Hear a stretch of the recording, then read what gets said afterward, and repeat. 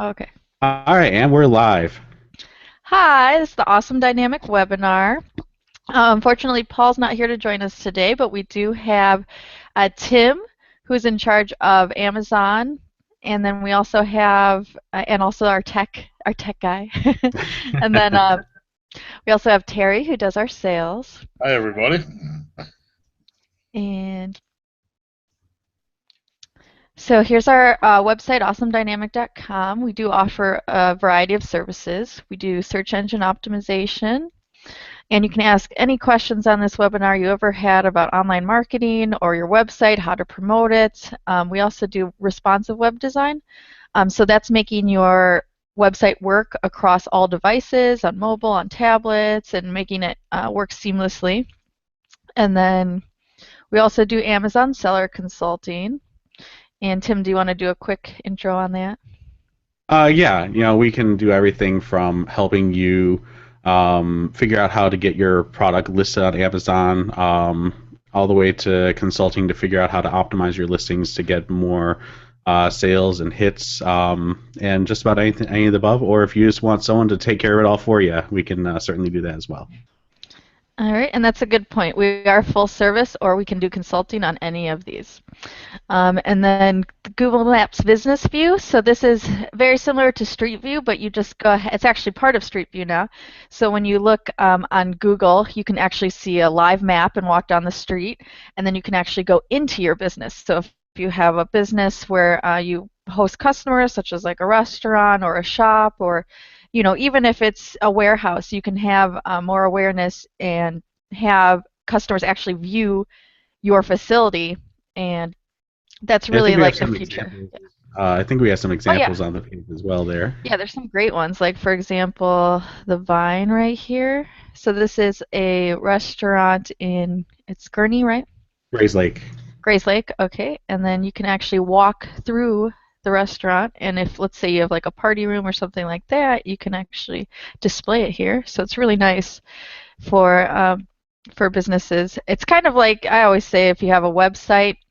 Um, like if it was like the early 1990s, if you had a website, it was a big deal, but you didn't really need one. Well, right now, um, this is on the verge of becoming something that you need for your business. So we definitely do this, and we come out to you, and we film it, edit it, and then we give you a copy of it and put it on your website and also your Google My Business listing. And Well, I then, think, excuse me, I think important yes. to point out too with the tours that not only is it a great way for people to get a real feel for the business and see what's going on there, but you could actually get quite a boost in your SEO value by having this, especially if your local competitors don't. Right, it does give you a big boost on Google, and it has if you connect it to your Google listing, it's 100% filled out, so you're more likely to rank on Google, especially locally. And then another great option of this is that you can actually sell items from here. So let's say if you had like a salon and you had hair care products on the shelf, you can actually sell directly from here. All right, and then we also have, if you'd like to sign up for our email list, we have Awesome Dynamic. If email list is right down here, so you can check what you want to be notified about. If, for example, if there's new Google updates twice a day, so if you want to know the major Google updates and how to make your site relevant, you can just click that box. And we also have many webinars, so you can go to awesomedynamic.com and just go to this webinar section. And then if you want to see our past webinars, it's actually on a different site, awesomedynamicacademy.com. So this is where we're going to be launching this in January, and we can see all of our past webinars here. It's basically do-it-yourself SEO, or search engine optimization. I always get asked, how do I rank on Google? Well, this tells you exactly how. So this is all the past webinars we've done, and we have some show notes here for it. But then if we go under the lessons, it will tell you step by step exactly how to rank on Google. And there's over 100 lessons on here. And you also have, for awesomedynamic.com, you have the full service option. But for this, the full service option on awesomedynamic.com starts at $2,000 a month. This is a great price friendly option at only $49 per month. All right. And Excellent. yeah, and if you like this webinar today, you can just go to, please leave us a review. You can go to awesomedynamic.com, and at the bottom here, there's a place for Google Plus or Google My Business, and it'll bring you to this page, and you can just go ahead and write a review. 5 stars, please. So, Or all more, right. if Yeah, they or if they more, allow. yeah. All right, and actually, that's a great point too to start off with. Is Google reviews are probably the most important thing you could do right now for your website. Um, so let's go ahead and go into checking if you first are eligible for Google reviews. So when you're first starting your SEO campaign or search engine optimization, you want to check a few things. So the first thing I would check, it's essential that you have a Google account and a Google listing. So to sign up for a Google account, you can just go to, you can Google Google accounts, and you can go ahead and sign up for one. So I'm already signed in mine, but if I wanted to create one, you would just fill out this sheet, and we have some past webinars on how to fill this out correctly, but pretty basic information. Takes about 5 minutes to sign up for a Google account. So once you do that, you can go to gybo.com, so that's Get Your Business Online, and they made it really easy to see if you have a listing. You just go ahead and check, and then let's say, what's a business that we can check if there's a listing? Why don't we do Hansa Coffee? There you go. Hansa Coffee. All right, so it looks like they're showing up here. So if you're not showing up, you would click this button, but if you do show up, you would click here, and then you can go ahead and edit. And it should take you to your listing. And then what you want to do is claim and verify your account so that they know you're the owner. And usually they do that through a phone call verification, but normally it's through a postcard that gets sent into the mail, and there's a code on it. Then you go ahead and enter in the code. And it'll also tell you if you have like duplicate listings. But let's go back to the other option. If you don't have a listing on Google,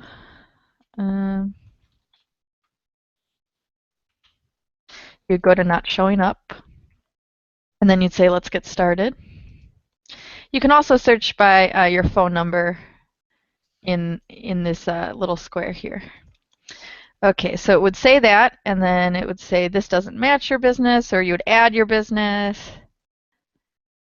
So then you would go ahead and add it, and then go through the whole process of verifying your listing, and we have many past webinars on that. So once you have your listing, it should look like somewhat like this, and then you can put a background picture. You can put your logo up here. This is 250 by 250 pixels. And then you have your official business name, which is very important. Your name, address, and phone number are the 3 most important things on your listing.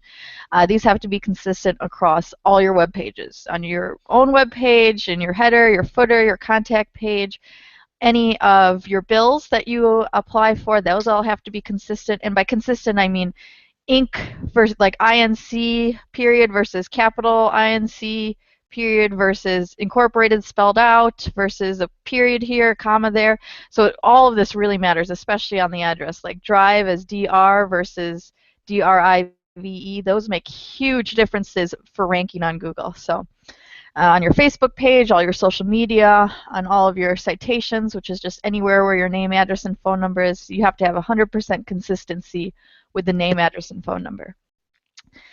So once you get your page, you can go ahead and fill it out 100%. So that's another word for that is optimizing your page. So it's just filling it out 100%. And then you can finally get to the reviews. So I would leave a link on your website or hand out cards in your office and get any happy customers you have. Go ahead and send them your Google page so they can write you a review. There's also an app on your phone. So Android phones automatically have Google Maps, but iPhones do not. So you can take, in a nice way, you can take their phone and show them where it is, and then they can leave you a 5-star review right then and there. So the reviews are super important because that's what gets you ranked on Google. It's one of the biggest ranking factors. In order to show up on Google, you need, with your stars, you need at least 5. So let's just look for let's just say coffee. We'll stick with coffee places. Coffee in Libertyville. All right, so you can see how important these stars are. Out of these, I would probably pick Hansa because they have 41 reviews. They look like they have a 5-star rating. Starbucks has 4, and see Mischiefs Brewing right here, it has 2 reviews, and the stars are not showing up. So you want to have you need a minimum of 5 for the stars to start showing up. And it's always great to be proactive on here because let's say if you get a bad review, and that's your first review that you get, and then your average is going to be 1. So if you had, 20 5-star reviews and 1 bad review, then your average is going to be like 4.9. All right. While we're talking about the reviews, could you maybe just quickly address for people, Yeah. what they do if they get a bad review, and also how they should address a good review? Sure. So, okay, I'll just go ahead and pull up this pie chart here.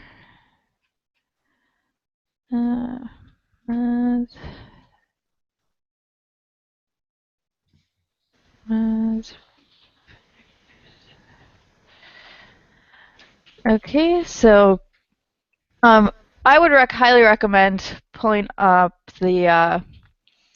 or downloading the Google My Business app. It tells you exactly the second you get a review so that you can respond to it. Respond to both good and bad reviews. And responding with, at least a few sentences or a few paragraphs. And the one thing you don't want to respond with is just thank you for your review or thank you, because that doesn't add any new information to your page. But if you say thanks and you let people know about your services, or you just really do a heartfelt thanks, and then it can add to your reputation in the community. So there's, in-person reputation, then there's online reputation, and sometimes those vary depending on what you have online. Like your Facebook page could be part of your online reputation, and if you don't ever respond or post on Facebook, it almost looks like your business is closed. But when you respond to the reviews on Google, let's say you get a bad review, go ahead and dispute it with Google, but that could take months. So what you want to do is actually go in and you want to respond to that review right away. You can always dispute it later if it's another company they accidentally reviewed, or if there's some inaccurate information, or if it's a restaurant and they have never served that item on your restaurant before and they're confusing you with another place. You can definitely get those taken down, but the first thing you want to do is respond to a bad review by going with the facts, making sure that you're very apologetic, and just make them look crazy, basically. So. And you can see how important reviews are here. It's this huge chunk of the pie. So if you have a bunch of reviews, I would recommend getting at least 2 to 3 per month at a minimum. And you need a minimum of 5 in order to even start showing up. So that's that chunk of the pie right there. And then this is basically everything that you could do for your SEO program. If we have a minute here, we actually have a couple questions that came in. Oh, great. Both of them are from Bruce Himmelblau from Blue Sky Video Productions. So the first question that he had is, once you're verified, can you transfer your listing to another Gmail accounts? Yeah, well, what you can do is actually change the owner, and you can also have managers on the account. So let me see if I can go into the back end of here. All right, so we can go into settings. And let's see, manage. Yeah, there should be somewhere where you can manage the accounts. Disable, profile, customize.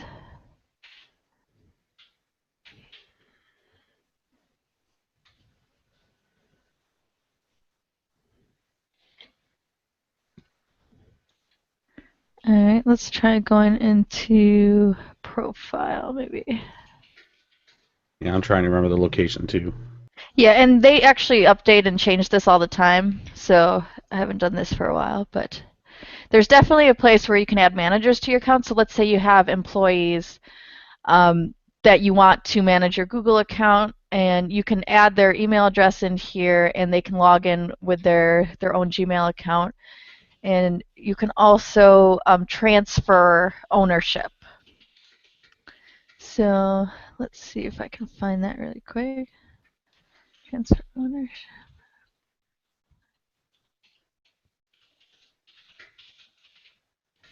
All right. So this is how you would transfer the page. Okay, only the owner can transfer.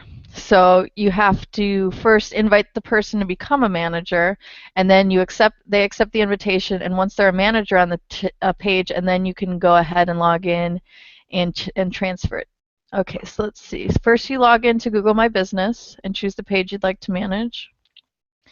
Then you click on the gear icon and go to settings, which is what we did.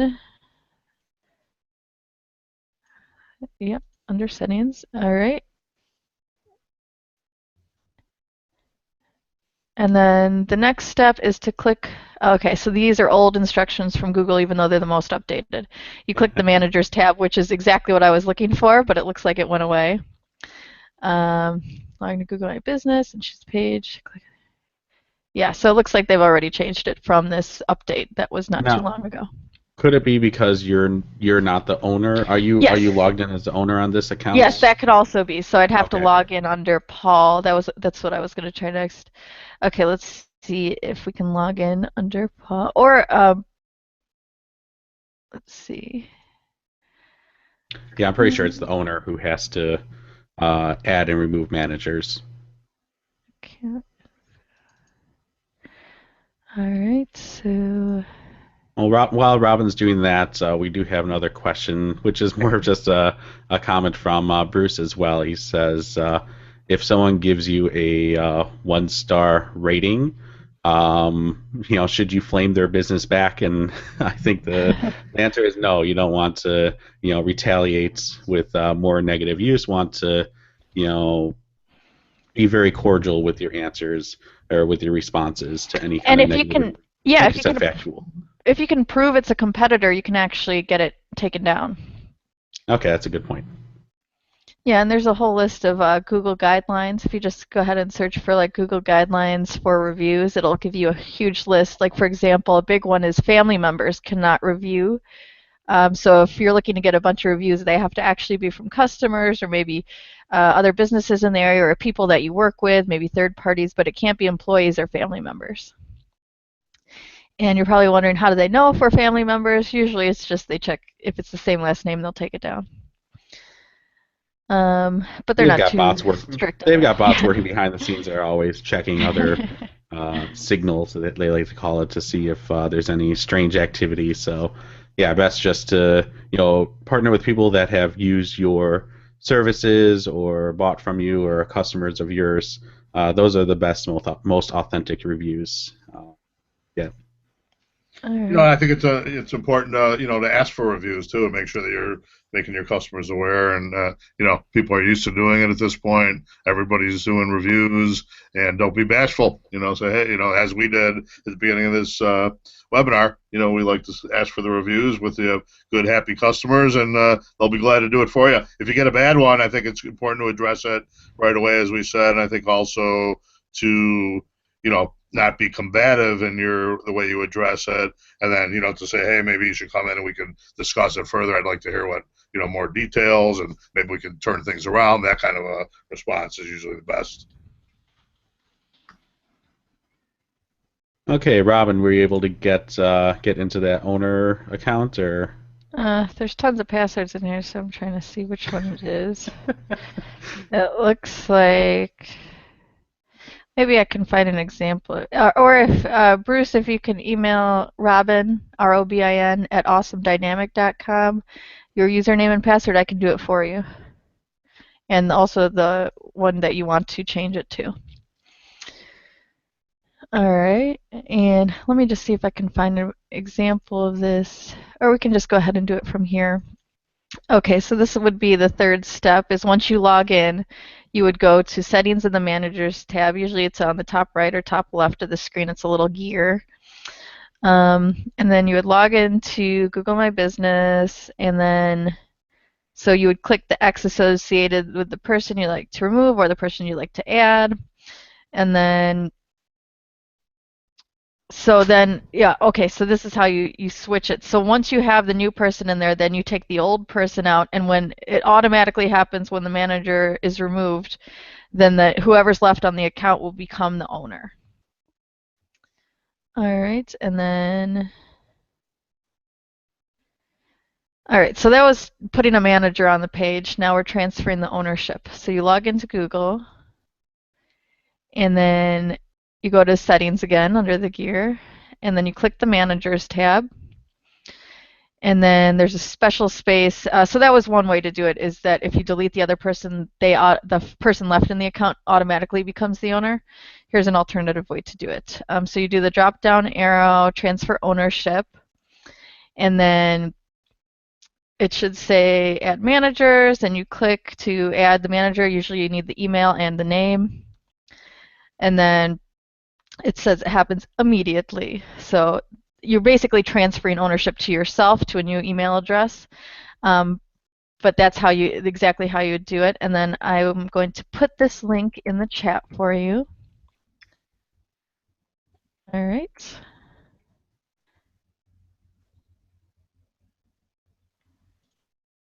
All right.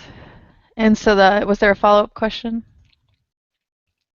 No, that was Okay. those are the two questions that Bruce had, but we'll keep an eye. Yeah, that's a great question, though. There's a lot of times, I can bring this up too. There's a lot of times where you'll get into a situation, let's say, with an old employee. And let's say you have an employee you just told them, go ahead and make my Facebook account, go ahead and make my Google account, and they put everything under their work email or maybe their personal email, or they have some sort of password with their work email. And then, all of a sudden they quit, and then you don't have access to your Facebook account, to your Google account, and they won't give you the password. Well, with Facebook, it's very, very difficult to get that. So if you have someone else, either a third party or an employee, make a Facebook account for you, make sure that you get that username and password, or make yourself an owner on the account as well, because what happens is that Facebook will not grant access to anyone without going through multiple steps. It's very difficult to get to recover a Facebook account. Sometimes the only action you have is bringing them to court. So before you get to that step, just make sure you always have the username and password in your own login for Facebook. And same thing goes for Google. You want to make sure that to make any employees a manager on the account, not the owner. All right. And so that takes care of reviews, and we kind of touched on social signals over here. But one of the other first things, so that's get your business online, gybo.com. I can put that in the chat too. gybo.com is probably the first place you should go when starting SEO. One of the next places you can go is you can just search mobile friendly test. So it's the first result right here. I'll put that in the chat as well. All right, so the mobile friendly test, let's go ahead and, Bruce, if you could put your website there in the chat or the question section, then we can go ahead and check your website. Yeah, he actually just put it in the question section. I'll chat that to you, Robin. Okay. Yeah, because he has one account, which is the one I'm sending you now, which is the one that the business is verified and claimed under. But he uses a different address as the one that he has that his YouTube channel is set up under. So yeah, we really want to get both of those under the same account because that's a great point. Yeah.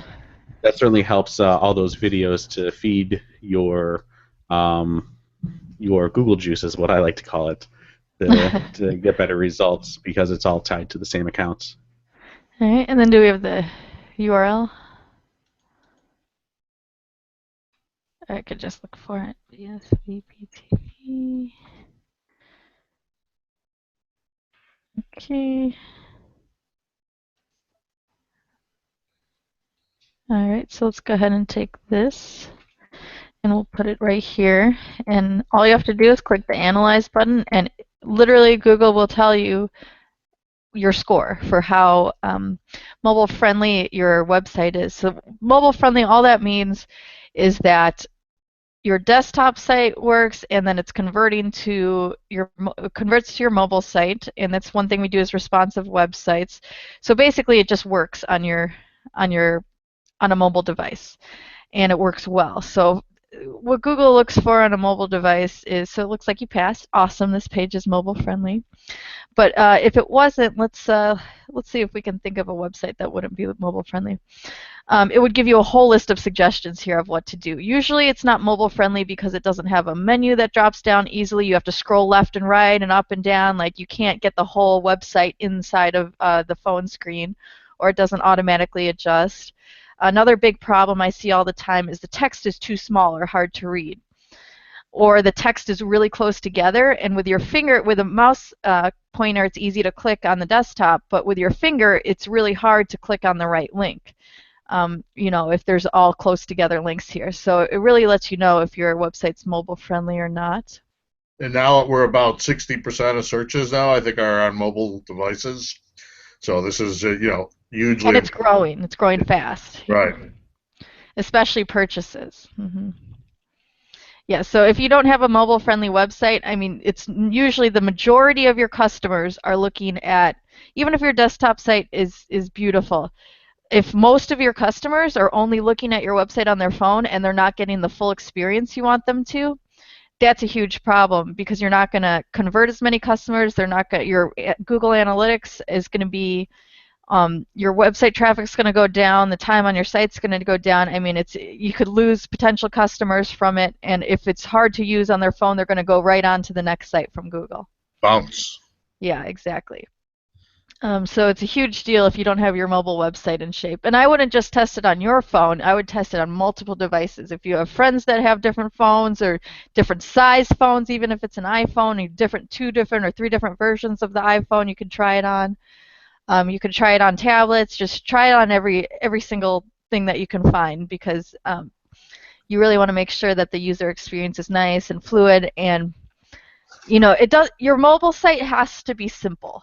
Is the main thing. You could have a completely different site from your desktop site. The mobile site is just the information you need to convert your customer, to get them to what they want. For example, on the desktop site, they might be looking around at your product pages and going around to your blogs and everything. But on the mobile site, they may just be looking for your address or how to get there, directions, or your phone number, and just call you really quick. So you can even make your menu different on your mobile site than on your desktop site, depending on how they're using the mobile site. So just things to think about when you get into the advanced stages of mobile sites. All right. Excellent. And then the next thing you should check when you're starting SEO is the page speed insights. It's another free Google product. You know what? I'll just put in page speed insights. All right. So same kind of thing. You just go ahead and put in your website, click Analyze, and what Page Speed Insights will do is it'll give you a score out of a 100 on your mobile and desktop. So we see on mobile we have 56 out of 100. Well, you can see that on the mobile-friendly test you passed, but that's because you have more than 50%. You can still see that you need a ton of work on it. So for example, all of these technical back-end stuff, compression is usually that you have pictures that are too big on the website or videos that are too big. And you can see that it tells you the exact pictures that you need to adjust.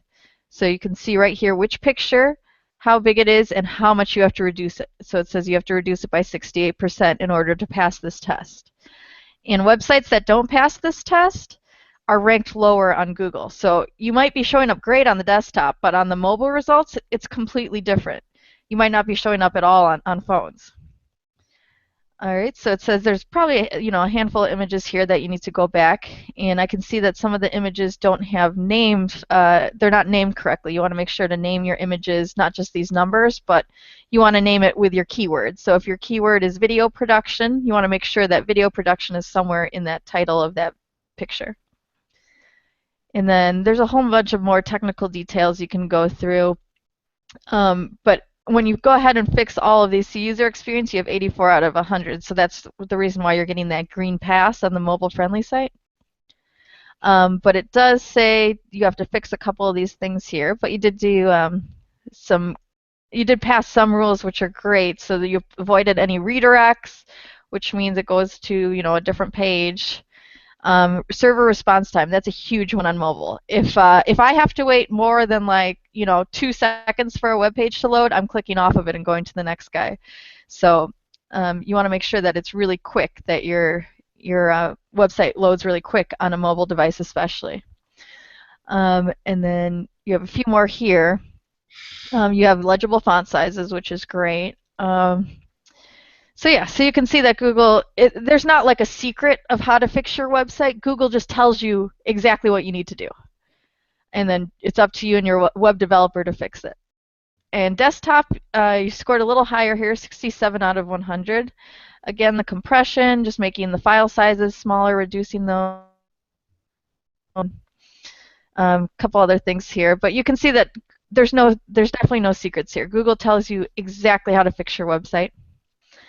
So that's page speed insights. The next thing, if you haven't already, analytics. So you can just look. The first one here. Every kind of stat and every kind of question you ever had on your website. So you want to make sure, you can go ahead and sign in to Google Analytics.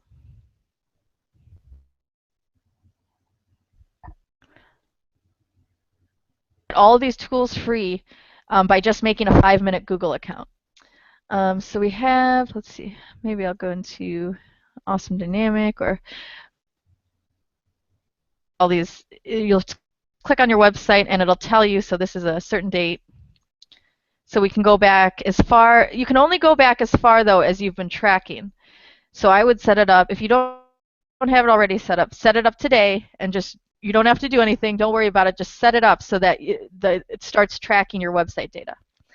And we can look at the traffic here, you can get as specific as how many females visited my site on November 3rd, 2003, and what did they buy, which pages did they go to, how many seconds did they spend on each page, and was it raining that day or something like that. So you can get super specific, and you can say what they were using in order to find you. For example, there's so much information in here. So I can see, let's take for example this site, I can see that between August 2015 and December 2015, 70% of the audience was using a desktop, 26% was using a mobile device, and 4% was using a tablet. Then you can click even farther into that and see what kind of devices they're using. If they're using an iPhone, an iPad, and then you can adjust. So if most of the people are using, 47% or 46% using an iPhone, make sure you optimize that iPhone versus only less than 1% is using this kind of phone. So you may not have to worry about that, but prioritize the iPhone because everyone's using that. So that's just one aspect you can look at. You can look at where they're coming from, if what country, what state they're coming from. We can click in United States, and you can see Maryland, District of Columbia, their top 2, and you don't have to just see 10, you can see all of them. And then we can see within Maryland, well, what are my biggest cities in Maryland? Then you can drill down even further, and you can see, you can see the city crossed with another demographic, let's say like the age or something like that. And if you have it set up, you can see how many people, between 18 and 36 in Maryland are visiting me, and what time of the day is the most important. And then that's when it can affect your business decisions. For example, when you do a Facebook post, you're going to get the most views and the most likes, let's say at 3 o'clock in the afternoon on a Saturday. So it'll affect when you post items, when you write blogs, when you publish things. So it's really how to get the most of your SEO once you learn how to go ahead and interpret all of this. And So it sounds like a lot of information, but you can actually go to, there's a Google Analytics like Academy, and you can do a couple lessons on how to actually interpret Google Analytics. To become an expert in this, I mean, it really takes like, at least 6 months to really study this, but if you want to just do the basics, you'd go to Google Analytics Platform Principles, and then there's all of these units here, just the fundamentals of how to do it. So this course takes about 6 hours to do. So this first course here, though, just the fundamentals probably takes, let's see, how long? Probably like an hour. So if nothing else, I would definitely just do the fundamentals course. And so you can interpret analytics. The most important thing for most people is just to see how much traffic you have. So you can see the traffic here. And you can see what's most important. Most people want to see how many people did I get from Google. So you could say direct traffic, your mobile traffic. If you have pay for AdWords, then organic traffic.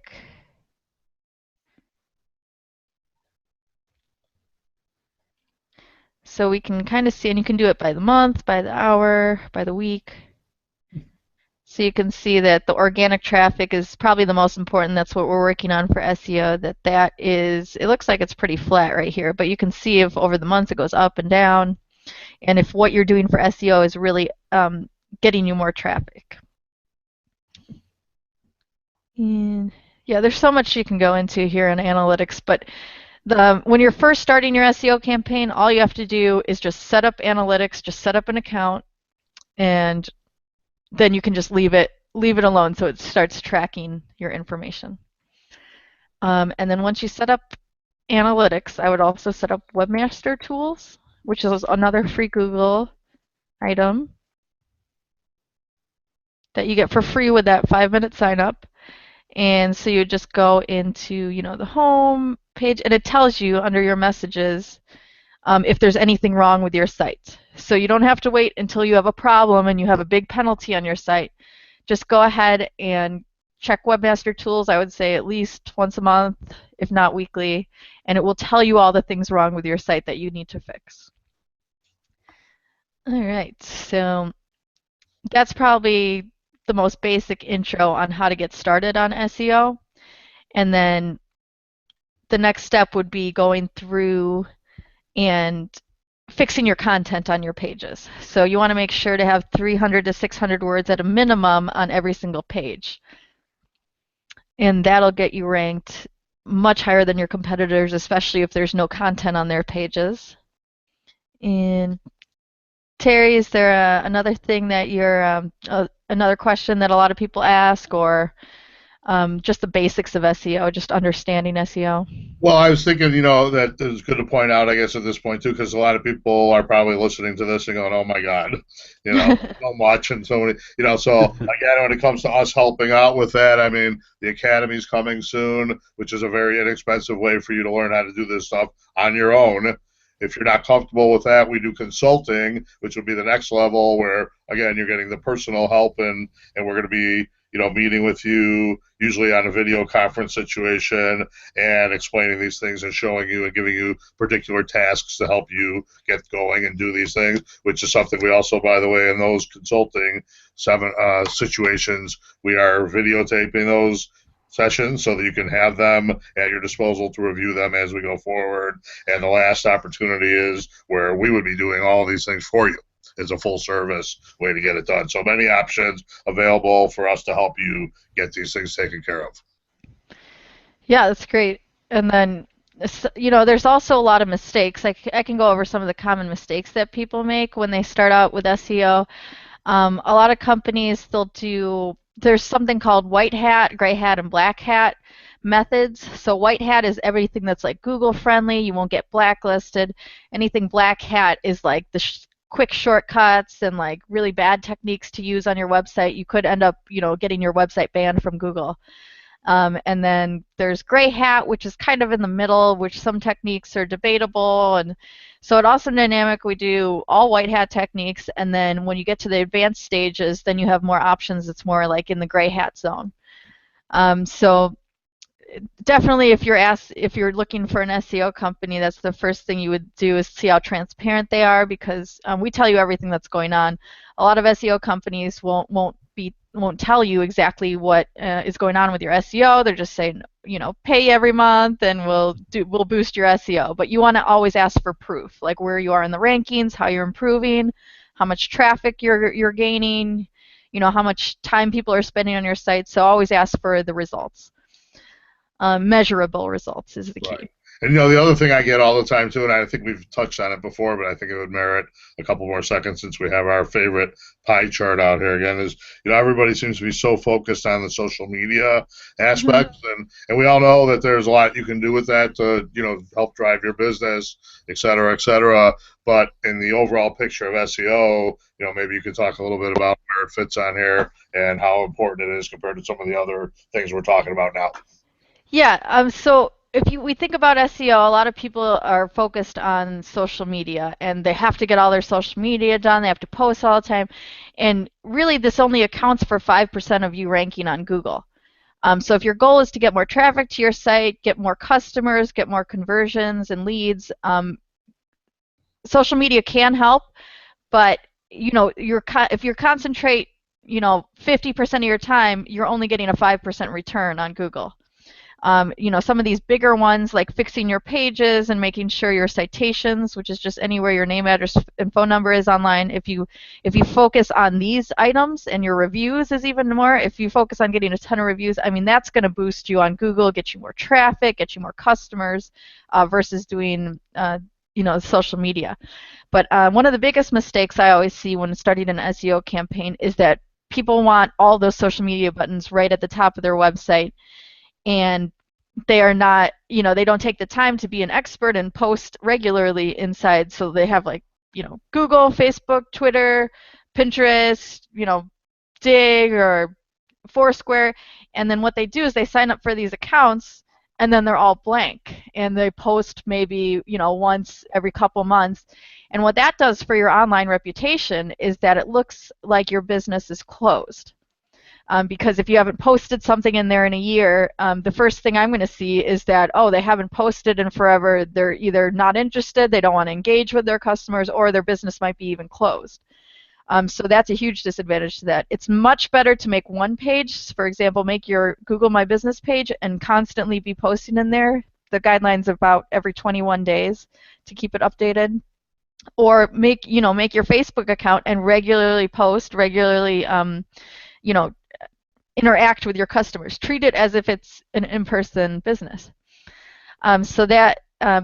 So you want to put the emphasis, if you want to do the social media aspect right away, do one or two very, very well, and then you can start adding from there. Just to kind of jump in here really quick, Bruce did say that he does get a lot of traffic from SEO, but he does tend to get better conversions through social media than through general searches. Do you have anything to comment on that? Yeah, I would say, okay, let's go back to, let's see if I have let's log into Awesome Dynamic. Or I'll go to Google Analytics.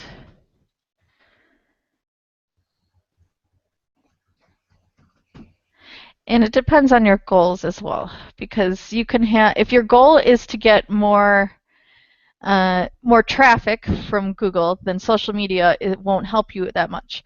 But if your goal is, let's say you have a product that sells very well on Facebook ads, and you get tons of conversions from that, and then go ahead and go down that avenue. Or if you have a very visual product that gets a lot of likes and shares, and your goal is to do to spread your online reputation in the community, and you get a ton of shares like that, and then I would say that social media is your outlet. But if you're looking for more traffic on your website and more people, more leads, and then that probably would not be your outlet. And it might be safe to say, and we're talking with Bruce, and thank Bruce for his questions, of course. We love hearing from him. But, due to some of the issues with his site that we already talked about, that might be hampering his conversion rate going through, on that direction as opposed to what he's doing on his YouTube or other social media, and cleaning up the issues that we talked about on the mobile site, especially, might change that completely for him. Yeah, and he did mention that he can for sure, re-encode all those images on his website. So it looks like he's going to take some action to get the PageSpeed Insight rankings to improve. Perfect. And he knows that he can always get on here on our regular Thursdays and get some help with those kind of things as well. Great. All right. So something I like to look at is, is where all your traffic is actually coming from. So let's see if we can find a really clear way. Okay. And let's go back a few months.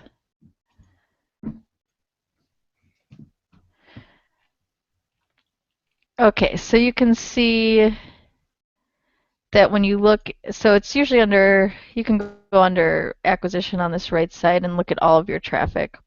So we can see that it's mostly referral traffic, then we have direct, and then we have organic right here. So if we go to, let's see, if we go to referrals, or if we just go to social, we can go here. And you can set up goals in Google Analytics to say like how many people you have visiting from Facebook, and and see if you meet your goals. But I'm trying to look for if we can find the source and mediums. All right. Usually there's like this chart here.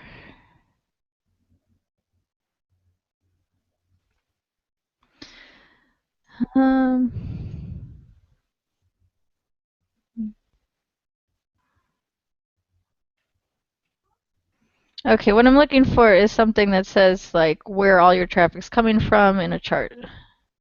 So overview. Okay, well, sort of like this. Like you can see referral, direct, and organic, but then if we go under referral, we can see exactly how many are coming from Facebook. So Bruce, this is a good way to measure. So we have 0 from Facebook. If we have more numbers in here, it would be a little better. But okay, so if you're looking to see, so you're saying that your social media is very effective. You have a ton of people coming from there. But what you might not be seeing is exactly how many people are converting from Google. So you may have like, let's say, if we go under social or something like that, let's say you have a great percentage converting from Facebook. Let's say 100% of the people that go on Facebook and see your ad or see your posts, they all buy your product. So you're at 100% conversion, but it's only 3 people. If you do it from the organic traffic, there might be only a 1% conversion, but it's 300 people. So you can measure the success in the percent that converts, but you can also measure it in the actual numbers, which is what I was trying to say. Yeah, and he did mention that he's gotten 40% conversion from Twitter, 30% from Facebook, and 20% I think from LinkedIn is what that is. Right. Which is great. It's super high percentages. So if that works for your business, it's definitely a great route to go on. But if you're looking for general traffic from targeted searches, so if people are typing into Google video production, you want to make sure that you pop up first so that in case they don't have, in case they don't find you on Facebook, or they only are using Google for a quick job that they want to do, and then they can find you easily if they're around you. So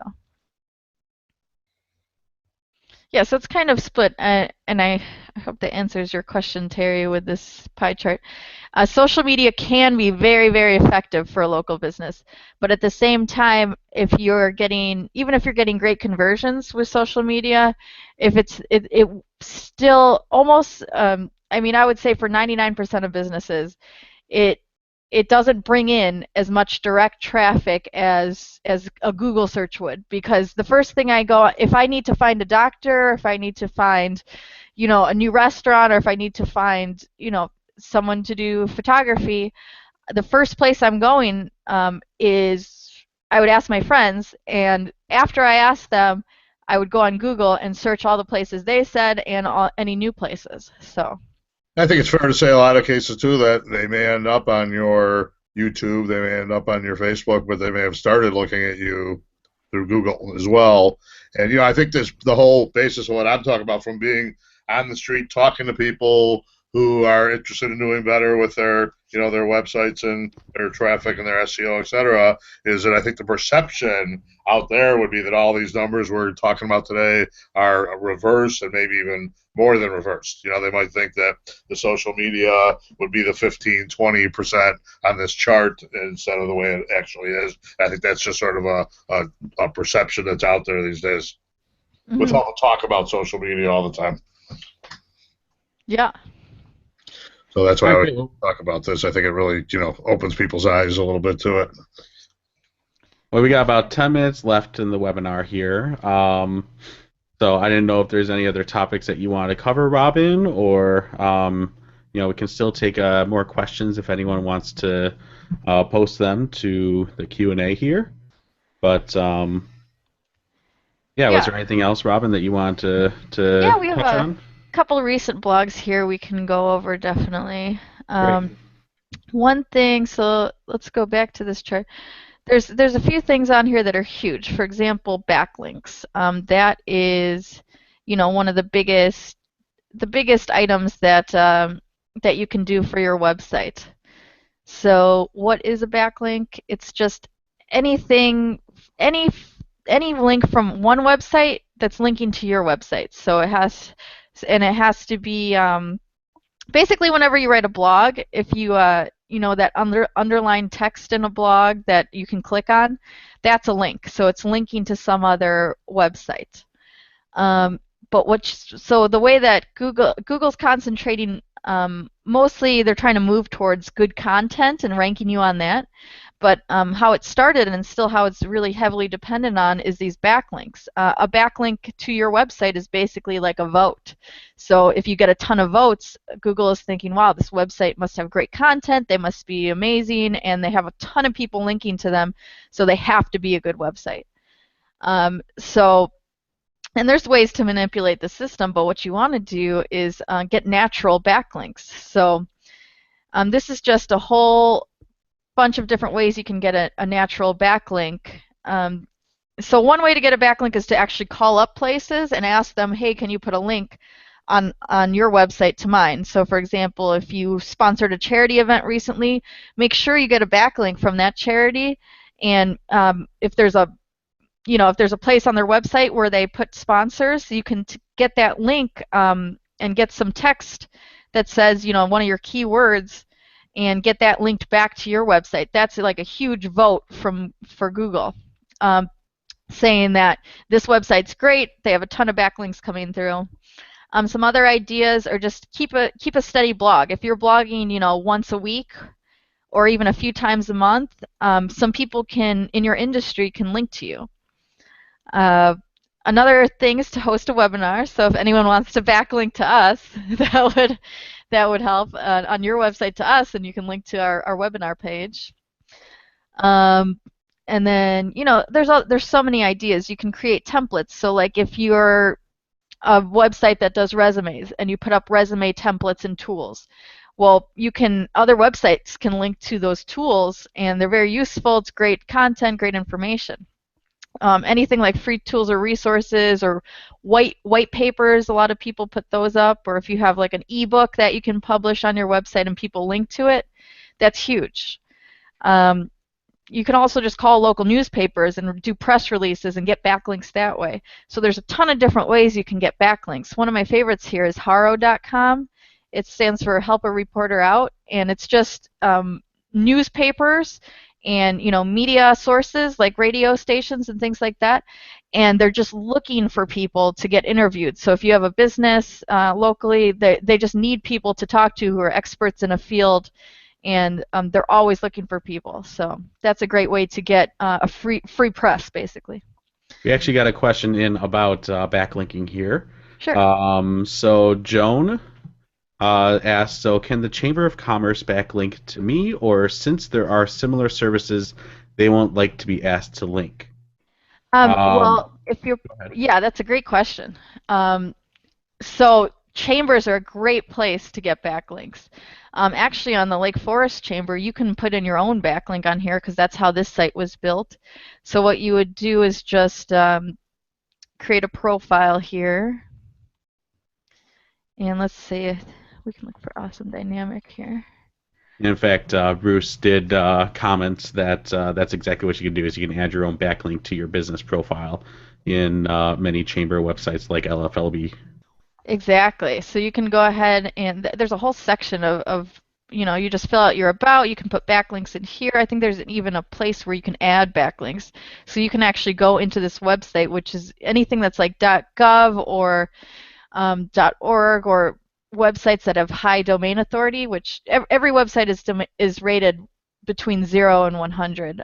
So a high domain authority just means you're a high-ranking website, and you can actually check your domain authority by just Google searching at domain authority, and you can check what your score is.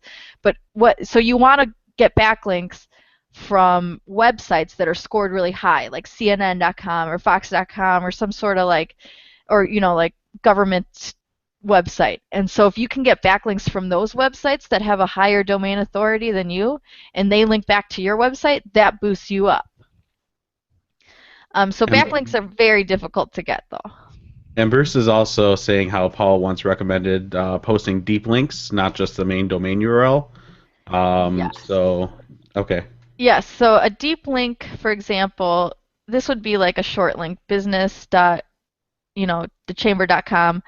That would be the short link. Then when you start adding these, so see the slash, then it's on list, then another slash member, so you're getting deeper, then there's another slash, and then Awesome Dynamic Text Solutions. So this is a very deep link because it's as if you were clicking on here and clicked on our communities and then clicked on the guide and then clicked on another link, so that the more slashes you have, it's basically the deeper the link. You might not always have a choice to do a deep link on if you're getting a backlink from another website.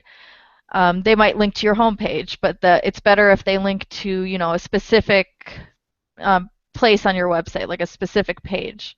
So if you have a choice, link to one of your blog pages or one of your service pages versus your homepage.